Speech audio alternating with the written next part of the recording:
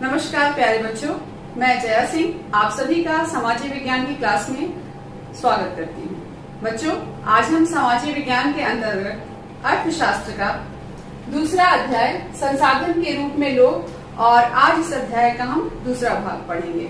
बच्चों, आगे बढ़ने से पहले हमने पिछली कक्षा में जो भी पढ़ा है, आइए एक बार उसको रिवाइज करते हैं। तो सबसे पहले हम जानेंगे कि इस अध्याय के शुरुआत में यानी पहली कक्षा में हमने क्या पढ़ा था? परिचय। परिचय के अंतर्गत हम लोगों ने जाना था कि मानव को संसाधन क्यों कहा गया। इसके अंतर्गत मैंने आपको बताया कि जनसंख्या जो है दायित्व न होकर परिसंपत्ति है, और इसके अंतर्गत मैंने आपको मानव पूंजी के विषय में समझाया था। इसमें हमने मानव पूंजी में निवेश और मानव संसाधन में निवेश को जाना था। फिर उसके आगे हमने पुरुष और महिलाओं के आर्थिक क्रियाकलाप यानी हमने आर्थिक गतिविधियों के विषय में आपसे चर्चा की थी, जिसमें प्राथमिक, द्वितीयक और तृतीयक क्षेत्रकों की भी चर्चा हुई थी, और कुछ हमने आर्थिक गतिविधियों से हमने बाजार और गैर बाजार गतिविधियों की बात की थी। फिर हमने जनसंख्या की गुणवत्ता और इसके अंतर्गत हमने शिक्षा के महत्व और शिक्षा के संदर्भ में जो भी महत्वपूर्ण आंकड़े थे वो मैंने आपको समझाया था। आइए बच्चों, आज हम जिन महत्वपूर्ण बिंदुओं पर चर्चा करेंगे एक बार उसे देख लेते हैं। सबसे पहले हम जनसंख्या की गुणवत्ता और इसके अंतर्गत आज हम स्वास्थ्य की बात करेंगे। पिछली कक्षा में हमने शिक्षा की बात की थी और आज की कक्षा में हम स्वास्थ्य की बात करेंगे। फिर हम बेरोजगारी के विषय में बात करेंगे और इसके अंतर्गत हम बेरोजगारी के 3 प्रकार, मौसमी बेरोजगारी, प्रचंड बेरोजगारी और शिक्षित बेरोजगारी की बात करेंगे, और सबसे अंत में हम क्षेत्रकों में रोजगार के परिदृश्य की बात करेंगे। बच्चों, आइए आज का हमारा पहला टॉपिक है जनसंख्या की गुणवत्ता और उसके अंतर्गत हम स्वास्थ्य की बात करते हैं। जनसंख्या की गुणवत्ता ही किसी भी देश की समृद्धि का आधार होती है। साक्षर और स्वस्थ जनसंख्या हर देश के लिए लाभदायक होती है, जबकि अशिक्षित और अस्वस्थ जनता किसी भी अर्थव्यवस्था के लिए बोझ बन जाती है। आइए देखिए, यहाँ पर दिया हुआ है कि स्वास्थ्य अपना कल्याण करने का अपरिहार्य आधार है।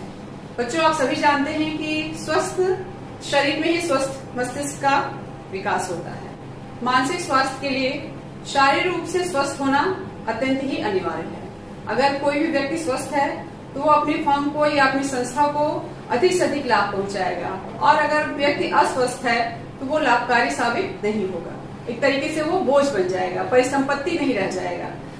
फिर देखिए, इसीलिए जनसंख्या की स्वास्थ्य स्थिति को सुधारना किसी भी देश की प्राथमिकता होती है, क्योंकि अगर हमें जनसंख्या को परिसंपत्ति बनाना है तो हमें स्वास्थ्य पर भी उतना ही ध्यान देना होगा जितना हम शिक्षा पर ध्यान देते हैं। बच्चों, ये चित्र आप देख रहे हैं, ये स्वास्थ्य केंद्र का चित्र है, जहाँ पर बच्चों का स्वास्थ्य परीक्षण कराया जा रहा है। एक पंक्ति में बच्चों को खड़ा किया गया है। आपने अपने स्कूल में भी देखा होगा कि आए दिन कोई ना कोई स्वास्थ्य परीक्षण की टीम आपके विद्यालय में आती है, और कभी आपका आई टेस्ट होता है, कभी किसी बीमारी से लड़ने के लिए आप लोगों को टैबलेट भी खिलाए जाते हैं, कभी इंजेक्शन भी लगाया जाता है। इस तरह से ये सारी स्वास्थ्य सुविधाएं हैं किसी भी देश की सरकार द्वारा प्राथमिकता के रूप में अपने लोगों को पहुंचाई जाती हैं। तो आइए अब हम देश की राष्ट्रीय स्वास्थ्य नीति के विषय में बात करेंगे। देश की राष्ट्रीय स्वास्थ्य नीति का लक्ष्य भी जनसंख्या के अल्प सुविधा प्राप्त वर्गों पर विशेष ध्यान देते हुए स्वास्थ्य सेवाओं, परिवार कल्याण और पौष्टिक सेवा तक इनकी पहुंच को बेहतर बनाना है। बच्चों, ये स्वास्थ्य नीति जो है, जो हमारे देश के अल्प सुविधा प्राप्त वर्ग है, जहाँ पर मेडिकल की सुविधाएं अच्छे से नहीं मिल पा रही हैं, वहां पर ये हमारे देश की जो राष्ट्रीय स्वास्थ्य नीति है वो ये चाहती है कि उन वर्गों तक मेडिकल की सुविधाएं पहुंचे, ताकि देखिए आप दिया हुआ है कि परिवार कल्याण और पौष्टिक सेवा, यानी जो प्रसव के बाद जो माताएं होती हैं उनको भी एक पौष्टिक आहार मिल सके, सरकार की तरफ से ये सुविधा प्रदान की जाती है। और ये राष्ट्रीय स्वास्थ्य नीति का लक्ष्य होता है कि अधिक से अधिक लोगों को इसका फायदा मिल सके, क्योंकि किसी भी देश की अर्थव्यवस्था के लिए आवश्यक है कि अधिक से अधिक लोग जो हो कार्यरत हो और कार्यकुशल हो और अपनी कार्यकुशलता से देश की अर्थव्यवस्था को मजबूत बना सके। पिछले 5 दशकों में भारत ने प्राथमिक, द्वितीयक और तृतीयक क्षेत्रों में बहुत ज्यादा विकास कर लिया है और विस्तृत स्वास्थ्य आधारित जनशक्ति का निर्माण कर लिया है। बच्चों, इसके संबंध में मैं आपको एक रिपोर्ट दिखाऊंगी, लेकिन उस रिपोर्ट को दिखाने से पहले कुछ उसके अंतर्गत महत्वपूर्ण बातें हैं, जैसे जीवन प्रत्याशा, जन्म दर, मृत्यु दर, शिशु मृत्यु दर, उसके विषय में मैं आपसे बात करूंगी। तो आइए सबसे पहले हम उस रिपोर्ट की कुछ महत्वपूर्ण बातों को समझ लेते हैं, फिर मैं आपको उस रिपोर्ट पर ले चलती हूँ। उस रिपोर्ट के अंतर्गत सबसे पहला शब्द जो है वो है जीवन प्रत्याशा। आइए हम इसके अर्थ को जाने। जीवन प्रत्याशा क्या है? देखिए, एक दी गई उम्र के बाद जीवन के शेष बचे वर्षों की औसत संख्या है। बच्चों, एक तरीके से सामान्य जो जीवन काल माना जाता है उसका एक अनुमान लगाया गया है कि व्यक्ति की औसत आयु कितनी है, और यही हमारी जीवन प्रत्याशा कहलाती है। देखिए, यहाँ पर एक सर्वे किया गया, उसके अनुसार एक रिपोर्ट है कि यह एक व्यक्ति के औसत जीवन काल का अनुमान है। और इसके संदर्भ में देखिए, जीवन प्रत्याशा वर्ष 2014 में बढ़कर 68.3 वर्ष अधिक हो गई है। यानी एक व्यक्ति की आयु 2014 में जो सर्वे किया गया उसके अनुसार 68 साल से थोड़ी सी ज्यादा मानी गई है। बच्चों, ये तो था जीवन प्रत्याशा। अब हम पढ़ेंगे जन्म दर। जन्म दर क्या है? ये बिल्कुल एक नई चीज है आपके लिए, आप इसे ध्यान से सुनेंगे। जन्म दर किसी देश में एक वर्ष में प्रति 1000 व्यक्तियों पर जन्म लेने वाले बच्चों की संख्या जन्म दर कहलाती है। आप इसे ध्यान से समझेंगे बच्चों। फिर हम समझेंगे मृत्यु दर। किसी देश में एक वर्ष में प्रति 1000 व्यक्तियों पर मरने वाले व्यक्तियों की संख्या मृत्यु दर कहलाती है। तीसरा है, देखिए, शिशु मृत्यु दर। प्रति 1000 जीवित जन्मे शिशुओं में से एक वर्ष या उससे कम आयु में मरने वाले शिशुओं की संख्या है। यानी एक वर्ष में जो भी बच्चे जन्म लेते हैं, अगर उनकी मृत्यु एक वर्ष के अंदर हो जाती है तो उनका आंकड़ा हम प्रति 1000 जीवित बच्चों के आधार पर निकालते हैं। फिर देखिए, शिशु मृत्यु दर 1951 के 147 से घटकर 2015 में 37 पर आ गई है। यानी जो शिशु मृत्यु दर थी, जैसे जैसे देश में स्वास्थ्य नीति का पालन किया गया वैसे वैसे उस दर में कमी आई है, और ये कमी आते आते 147 से घटकर संख्या कितनी पहुंच गई है? 37। बच्चों, आइए अब हम इस रिपोर्ट को देख लेते हैं, और इस रिपोर्ट के अंतर्गत हम उन सभी बातों को पढ़ेंगे जो अभी मैंने आपको बताया, जैसे जीवन प्रत्याशा हो गई, जन्म दर, मृत्यु दर, शिशु मृत्यु दर। तो उसी के संदर्भ में ये रिपोर्ट है, और ये बातें मैंने आपको इसीलिए पहले बता दी ताकि आपको ये रिपोर्ट समझने में दिक्कत ना हो। तो आइए देखिए, इन उपायों को अपनाने से जीवन प्रत्याशा बढ़कर वर्ष 2014 में 68.3 वर्ष अधिक हो गई है। शिशु मृत्यु दर 1951 के 147 से घटकर 2015 में 37 पर आ गई है, और अशोधित जन्म दर गिरकर 20.8 और मृत्यु दर 6.5 पर आ गई है। यानी स्वास्थ्य नीति का पालन करते हुए स्वास्थ्य सुविधाओं को बढ़ाया गया, जिससे इन सारे घटकों में हमें भारी गिरावट देखने को मिलती है। देखिए, जीवन प्रत्याशा में वृद्धि और शिशु देखभाल में सुधार देश के आत्मविश्वास को भावी प्रगति के साथ आंकने के लिए उपयोगी है। बच्चों, ये रिपोर्ट है, और इस रिपोर्ट के अंतर्गत वो सारी बातें बताई गई हैं जो मैंने आपको अभी कुछ देर पहले समझाई थी। बच्चों, ये चार्ट है जो 2013 से 2017 तक के स्वास्थ्य संबंधी सुविधाओं से संबंधित है। आप देख रहे हैं, इसमें उपकेंद्र, प्राथमिक स्वास्थ्य केंद्र, सामुदायिक स्वास्थ्य केंद्र और उनकी संख्या 2013 से 2017 तक बताई गई है। फिर औषधालय तथा अस्पताल, फिर बिस्तर यानी सरकारी अस्पतालों में जो बेड है उनके बारे में, फिर भारतीय चिकित्सा परिषद में पंजीकृत डॉक्टर की संख्या, नर्सिंग कर्मी, एनएम, आरएनएम और एलएचबी, इनकी संख्या को ये पूरा आंकड़ा जो है इस चार्ट के माध्यम से बताया गया है। लेकिन भारत में अनेक ऐसे स्थान हैं जहां पर ये मौलिक सुविधाएं भी उपलब्ध नहीं है। जो आपने देखा, अभी जो आंकड़ा आपने देखा, उसी के अंतर्गत ये बात है कि इस तरह की सुविधाएं भारत में हर जगह उपलब्ध नहीं है।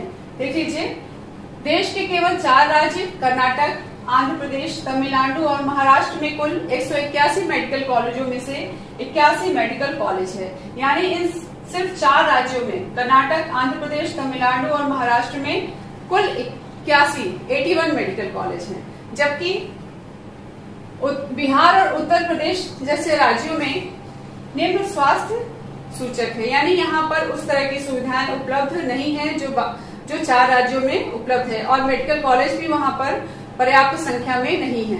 बच्चों, इस तरह से हमने जनसंख्या की गुणवत्ता के लिए स्वास्थ्य के विषय में जाना, और ये जाना कि किसी भी जनसंख्या को परिसंपत्ति बनाने के लिए या शिक्षा और स्वास्थ्य की सुविधाएं उपलब्ध कराना उनके लिए अत्यंत आवश्यक है।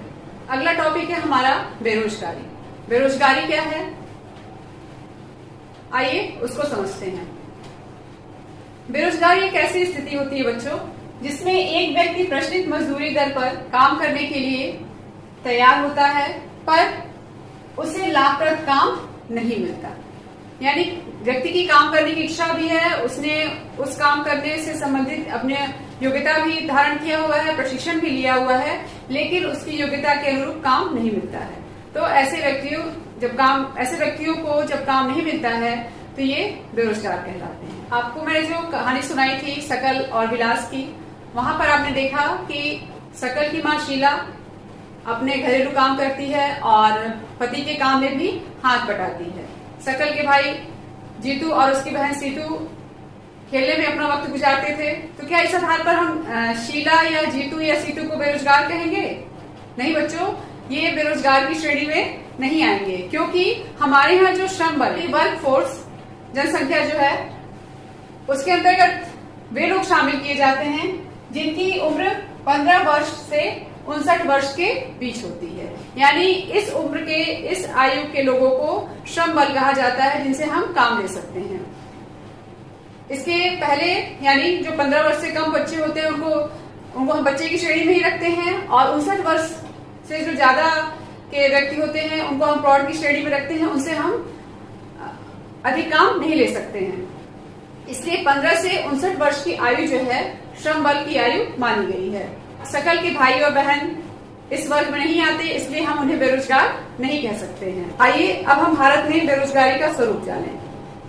बेरोजगारी 3 तरह की होती है: मौसमी बेरोजगारी, प्रच्छन्न बेरोजगारी और शिक्षित बेरोजगारी। मौसमी बेरोजगारी तब होती है जब लोग वर्ष के कुछ महीनों में रोजगार प्राप्त नहीं कर पाते हैं। वर्ष में कुछ व्यस्त मौसम होते हैं जब खेतों में बुआई, कटाई, निराई और गहाई होती है, और कुछ विशेष महीने होते हैं जिसमें इन लोगों को काम नहीं मिलता है। बच्चों, ये मौसमी बेरोजगारी अक्सर आपको गांव में देखने को मिलेगी कि जहाँ पर वर्ष में कुछ महीने होते हैं जहाँ पर खेती में बहुत सारा काम होता है, लेकिन कुछ महीने ऐसे भी होते हैं जहाँ खेतीबाड़ी में कोई काम नहीं होता। तो ऐसे समय ये लोग खाली हो जाते हैं, एक तरीके से बेरोजगार हो जाते हैं। नेक्स्ट है प्रच्छन्न बेरोजगारी। यहाँ पर देखिए क्या स्थिति है। यहाँ पर देखिए, जब आवश्यकता से अधिक श्रमिक कार्य करते हैं, इसमें लोग नियोजित प्रतीत होते हैं, इनके पास भूखंड भी होता है जहाँ ये कार्य करते हैं।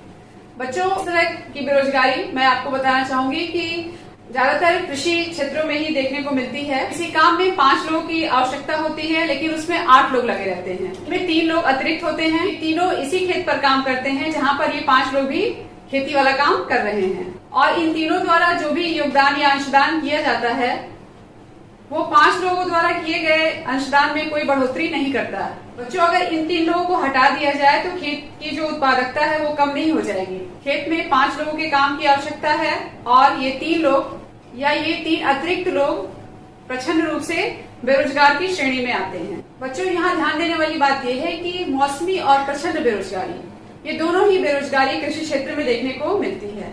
मौसमी बेरोजगारी जहाँ पर मौसम के अनुकूल ही लोगों को रोजगार मिलता है, और प्रच्छन्न बेरोजगारी कि जहाँ पर आवश्यकता से अधिक लोग खेती में जुड़े हुए हैं और उतने लोग की आवश्यकता नहीं होती। अगर वो कुछ लोग वहां से हट जाएं तो भी खेती की उत्पादकता में कोई कमी नहीं आती, लेकिन जो अतिरिक्त लोग होते हैं वो प्रच्छन्न बेरोजगारी के अंतर्गत आते हैं। अब बच्चों, हम शिक्षित बेरोजगारी की बात करेंगे, यानी जो नगरीय क्षेत्रों में शिक्षित बेरोजगारी है।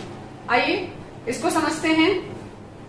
शिक्षित बेरोजगारी शहरी क्षेत्रों में अधिक होती है, जहां मैट्रिक, स्नातक एवं स्नातकोत्तर डिग्री धारक युवक या युवतियां रोजगार पाने में असमर्थ हैं। बच्चों, जब जनसंख्या वृद्धि हुई है तो जनसंख्या वृद्धि के साथ दिक्कत ये आई कि लोगों को उस ढंग से रोजगार नहीं मिल पा रहा है।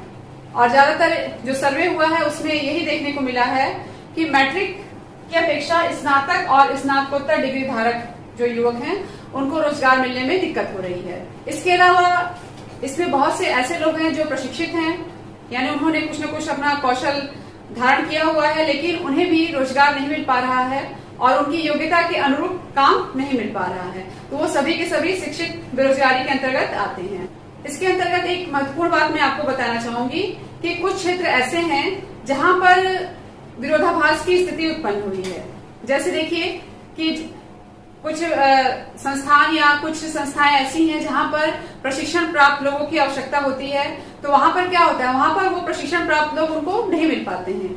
और कुछ लोग ऐसे हैं जो कुछ क्षेत्रों में प्रशिक्षण प्राप्त किए हुए हैं, लेकिन क्या होता है कि उनकी योग्यता अनुसार उनको काम नहीं मिल पा रहा है। तो ये विरोधाभास की स्थिति यहाँ पर पैदा हो रही है और ये स्थिति जो है शिक्षित बेरोजगारी को धीरे धीरे बढ़ा रही है। दूसरे शब्दों में हम ये कह सकते हैं कि एक ओर तकनीकी अर्हता प्राप्त लोगों के बीच बेरोजगारी है, दूसरी ओर आर्थिक समृद्धि के लिए आवश्यक तकनीकी कौशल की कमी है। बच्चों, अब हम बेरोजगारी के दोष इसके विषय में जानेंगे। देखिए, इसके अंतर्गत पहला पॉइंट है हमारा, बेरोजगारी से जनशक्ति संसाधन की बर्बादी होती है, युवकों में निराशा और हताशा होती है। बच्चों, क्या होता है कि बहुत से परिवार ऐसे होते हैं जिनके पास इतना साधन नहीं उपलब्ध हो सकता है कि वो अपने परिवार का भरण पोषण कर सके। इसमें कुछ लोग ऐसे भी होते हैं जो बहुत योग्य होते हैं, कुशल होते हैं, उन्होंने प्रशिक्षण भी प्राप्त किया हुआ है, उनके अंदर वो सारी स्किल्स हैं, लेकिन उनको रोजगार नहीं मिलता। और जब ऐसी स्थिति आती है तब युवकों में निराशा और हताशा स्वाभाविक है कि उत्पन्न हो ही जाएगी। अगला पॉइंट देखिए, बेरोजगारी से आर्थिक बोझ में वृद्धि होती है, कार्यरत जनसंख्या पर बेरोजगारों की निर्भरता बढ़ती है। इसके अंतर्गत हम ये जानेंगे बच्चों कि आपने देखा होगा अपने आसपास बहुत से परिवार ऐसे होते हैं जहां पर उनको मात्र अपने जीवन निर्वाह के वस्तुएं ही उपलब्ध हो पाती हैं, वो किसी तरह अपना जीवन जीते हैं। इस तरह के जीवन जीने वालों का क्या होता है, आपने देखा होगा कि उनका स्वास्थ्य स्तर भी बहुत ही कमजोर होता है। वो आए दिन बीमार पड़ते रहते हैं, उनके पास उस हिसाब से सुविधाएं उपलब्ध नहीं होती हैं ताकि वो एक सामान्य स्तर की जिंदगी जी सके। अगला पॉइंट देखिए, बेरोजगारी में वृद्धि मंदीग्रस्त अर्थव्यवस्था का सूचक है। यह उन संसाधनों की बर्बादी करता है जिन्हें उपयोगी ढंग से नियोजित किया जा सकता था। बच्चों, अगर जनसंख्या को हम परिसंपत्ति नहीं समझेंगे तो एक तरीके से क्या हो गया, हम उनकी गुणवत्ता का सही उपयोग नहीं कर पाएंगे। और उनकी गुणवत्ता के सही से उपयोग के लिए हमें शिक्षा के स्वास्थ्य सुविधाओं का भी ध्यान रखना होता है। लेकिन जब ये बेरोजगारी की स्थिति आती है तो समाज का एक वर्ग जो है वो उन सुविधाओं को प्राप्त नहीं कर पाता है या उन्हें सुलभ नहीं हो पाती हैं, जिससे उनका स्वास्थ्य स्तर बहुत ही कमजोर हो जाता है। फिर ऐसे लोग ये हमारे लिए एक तरीके से देखा जाए किसी भी देश की अर्थव्यवस्था के लिए बोझ बन जाते हैं, ना कि वो हमारे लिए परिसंपत्ति बनते हैं। अगला पॉइंट देखिए, सांख्यिकीय रूप से भारत में बेरोजगारी की दर निम्न है।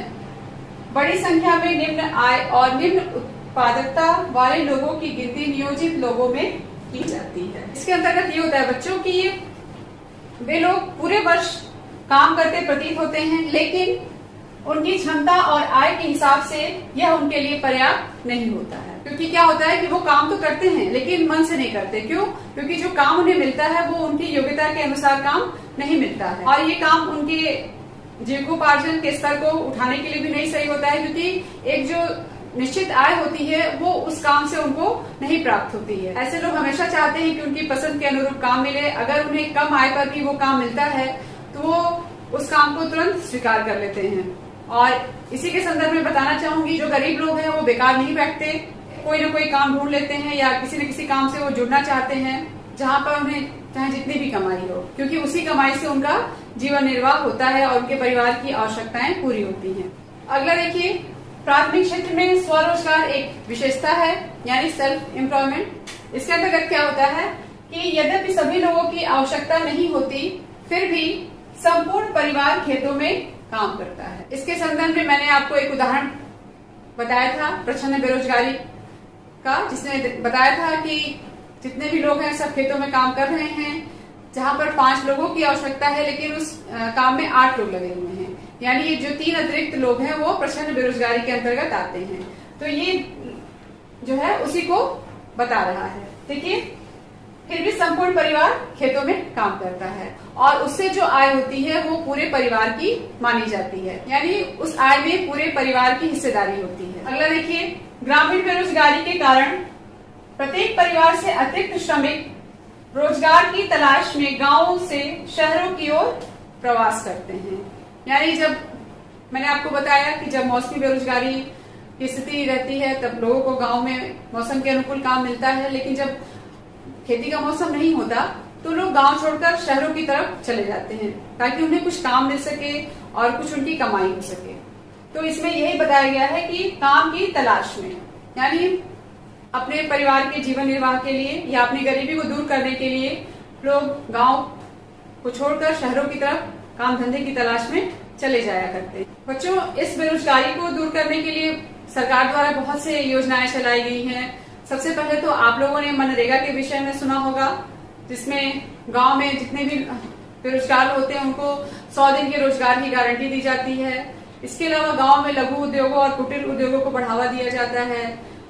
फिर जो प्रशिक्षित लोग हैं जिन्होंने कुछ भी थोड़ा सा प्रशिक्षण लिया है, सरकार उनको बैंक से लोन दिलाती है ताकि वो अपना रोजगार कर सकें और अपना जीवन स्तर उठा सकें। इसके अलावा भी तमाम अन्य सरकारी योजनाएं होती हैं जिनको अपनाया जाए तो हमारे देश से बेरोजगारी दूर की जा सकती है। अब आइए हम क्षेत्रकों में रोजगार के परिदृश्य की चर्चा करें। क्षेत्रक मैंने आपको बताया 3 तरह के क्षेत्रक, प्राथमिक, द्वितीयक और तृतीयक क्षेत्रक। इसके अंतर्गत देखिए, प्रच्छन्न बेरोजगारी के कारण कृषि पर जनसंख्या की निर्भरता में कुछ कमी आई है। कृषि का सबसे अधिक अवशोषण करने वाला अर्थव्यवस्था का क्षेत्र कृषि है। कृषि अधिशेष श्रम का कुछ भाग द्वितीयक तथा तृतीयक क्षेत्रक में चला गया है। द्वितीयक क्षेत्रक में छोटे पैमाने पर होने वाला या होने वाले विनिर्माण में श्रम का सबसे अधिक शोषण है। तृतीयक क्षेत्रक में जैव प्रौद्योगिकी, सूचना प्रौद्योगिकी ऐसी विभिन्न सेवाएं सामने आ रही हैं। आइए एक कहानी मैं आपको सुनाऊं और इस कहानी के माध्यम से मैं आपको ये बताऊंगी कि कैसे गांव के लोग अपनी अर्थव्यवस्था के लिए परिसंपत्ति यानी एसेट बन गए। आइए देखिए कहानी क्या थी। आपकी बुक से ही ली गई है ये कहानी। एक गांव था जिसमें अनेक परिवार रहते थे। प्रत्येक परिवार इतना कमा लेता था कि परिवार के सदस्य भरण पोषण कर सके। परिवार के सदस्य अपने कपड़े बुनते और अपने बच्चों को पढ़ाते और इस तरह प्रत्येक परिवार अपनी आवश्यकताएं स्वयं पूरी कर लेता था। यानी वहां उस परिवार में या उस गांव में जितने भी लोग थे वो कुछ न कुछ काम धंधे कर रहे थे, तभी उनका जीवन निर्वाह आसानी से हो रहा था। इनमें से एक परिवार ने अपने एक बेटे को कृषि महाविद्यालय में भेजने का फैसला किया। एग्रीकल्चर कॉलेज जो भी होंगे जहां पे कृषि से संबंधित शिक्षा दी जाती होगी, वहां पर उस बच्चे का एडमिशन कराने की बात हुई। लड़के को निकट के कृषि महाविद्यालय में प्रवेश मिल गया। कुछ समय पश्चात वह कृषि इंजीनियरिंग की योग्यता प्राप्त कर गांव वापस लौट आया। उसने एक उन्नत किस्म के हल का नमूना तैयार किया जिससे गेहूं की उपज में वृद्धि हो सके।